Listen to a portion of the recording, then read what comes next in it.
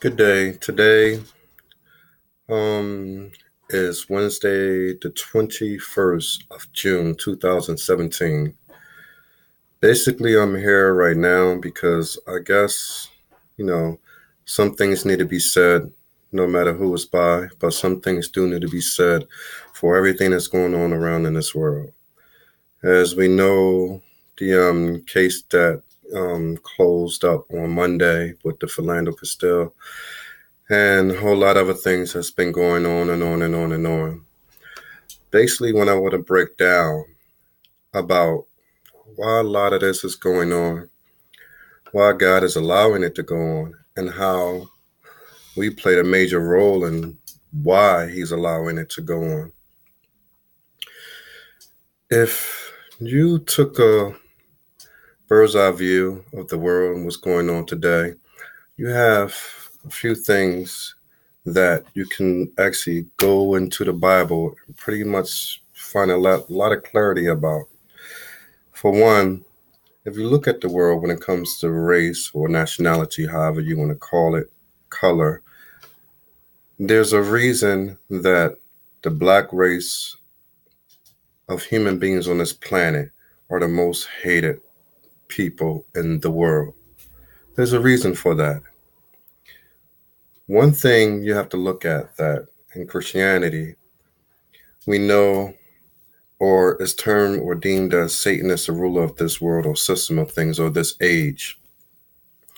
If the devil, Satan himself, was the biggest influence and biggest instigator as far as as far as everything that goes on this planet, would he not, he knowing who God's true people are, chosen people are, would he not direct all his anger and fury at them in particular?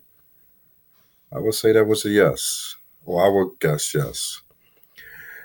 Then some people will say, well, why does God allow his so-called people to be punished and dismantled in whichever way, shape, or form that we are today with all this racism that's going on? Now, this can be answered fairly easy if you are indoctrinated into scripture and, accurate knowledge scripture.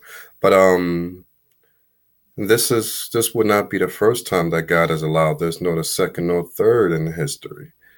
And I always think about when the scripture talks about certain things not being anything new under the sun.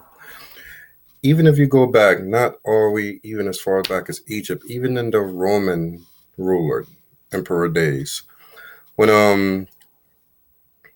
the Roman Empire was at its peak, when they were dealing with the Jews or the Israelites or the Hebrews, however you want to call it, it was identical to today's situation. We just have, a different level of technology.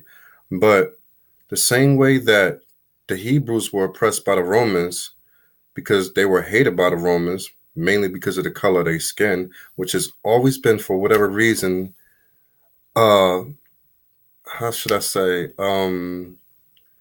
it's it's been mind-boggling when it comes to the European race, that for whatever reason, these people in general, don't mean everybody, but in general, they are just seemingly born to hate or easily influenced to hate anything that does not look like them.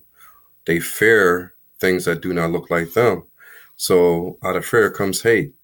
But getting back to what I was saying, when you go back into the studies of the Roman Empire, for several hundreds and hundreds of years, this is even before the Dark Ages came about.